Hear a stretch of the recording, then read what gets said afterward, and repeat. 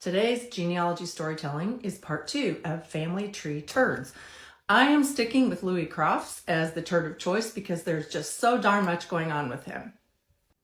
In 1915, in Evansville, Indiana, Louis was the fence for a boy robber gang.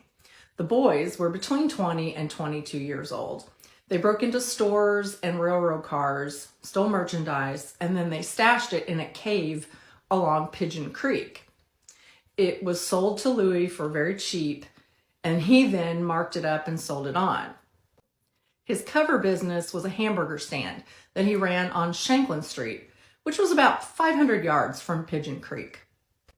Louis was rounded up and arrested along with the boys, having been found in possession of 20 hot bicycles and at least 16 of 50 sacks of flour that were stolen from a rail car. Bacon, produce, a few guns, and a headlight were recovered from the cave and returned to their owners.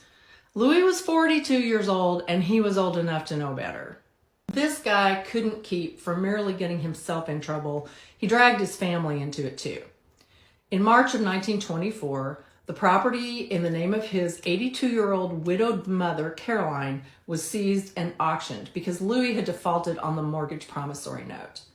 Caroline died 4 years later at age 86, hopefully peacefully and living safely with family of much better repute than Louis. And by the way, the rest of the family appears to have been upstanding citizens. Louis was just the rotten egg.